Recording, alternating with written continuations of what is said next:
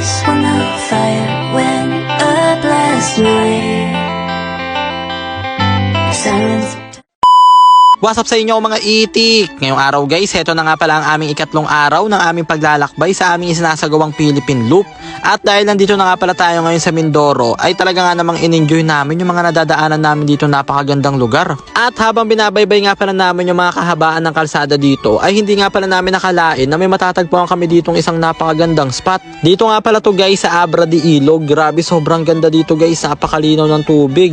At ang kagandahan pa dito guys, pwede ka nga pala dito maligo ng libre at walang bayad. Kaya napagpasyahan namin na dito na lang muna kami ngayon magpapalipas ng gabi. At para makaligo-ligo na rin kami guys, dahil matagal-tagal na nga rin pala kami hindi nakakaligo simula nung naglakbay kami. Tignan nyo naman guys kung gaano kalinaw yung tubig dito.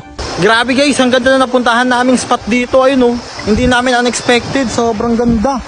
Ayun oh, tapos ang ganda ng spot ni Lokbo dito. Ayan, tek! Ang ganda dyan ah. Solid oh.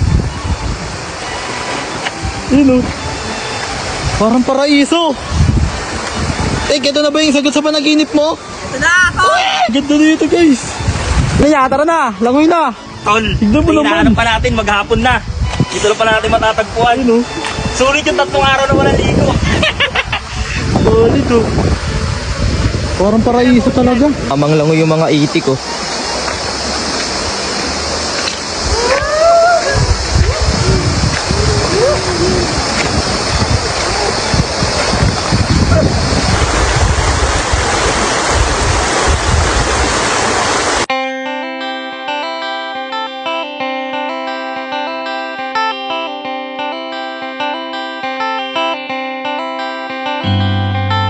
Woke up in dust and I knew what it was when the fire went up last night.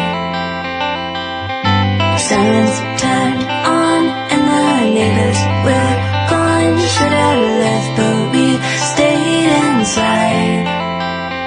We can ration our days and make the best of it. Water the flames, defend the walls are in. Walls are in, walls are in. Baby, we're still alive, singing.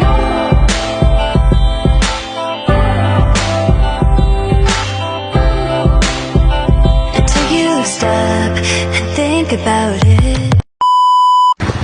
Meron dito guys sa bata. Ang galing mamingwit. Tinalo pa si Baron. Ang dami niya nang nahuli.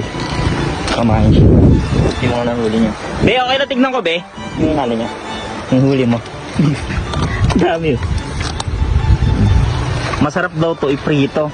Prito no yung luto? Prito. Piniprito nila. Talo pa si Baron. Si Baron ilang beses na nagtangka, hindi nakakahuli. Ayun, nagluto na lang ng udong. Udong tapos malunggay. Ang galing. Ang dami na huli. May picnic pala. Meron daw silang pamain. Hinuhukay lang.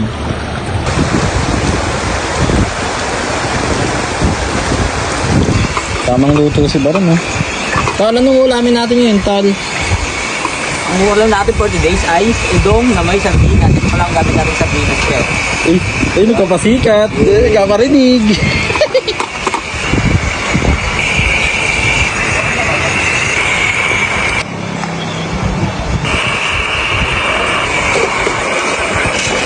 At ayun na nga guys, maya lang may lumapit nga pala sa atin dito na mga kaitik. At pinakita nga pala na sa amin dito yung mga nabili nila dati sa amin na clothing na version 1 ng Team Itik Clothing. Grabe, maraming salamat nga pala sa ating mga solid supporters. At habang nakatambay nga pala tayo dito guys, ay dumating nga pala si Katuklaw TV at binigyan nga pala tayo ng sariwang tulingan. Grabe, may pananghalian na kami mamayang gabi. Sobrang nakakataba ng pusod. At dahil wala nga rin daw pala ngayong gagawing araw si Katuklaw TV, ay niyaya na nga rin pala namin siya na sumabay sa amin kumain. Para matikman niya na rin pala guys yung best recipe ni Baron na udong na lami. Kaya ayan guys, sabay-sabay na nga pala kami ngayon ditong kumain ng aming pananghalian. Kaya tamang food trip na naman ng mga itik.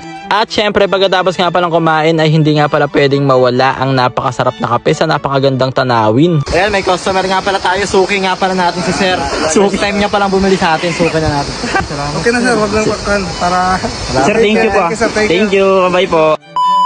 At ayun na nga guys, after that ay sinulit na nga pala namin yung araw namin dito. At ayan, sumisid-sisid na nga pala kami dito na parang mga gurami. Grabe, sobrang ganda talaga dito sa spot na to guys. Ayaw pa namin umuwi. Pero syempre, dahil nasayang na naman nga pala namin 5 minutes ang buhay nyo, kaya hanggang dito na lang muna. I love you all. Mwah!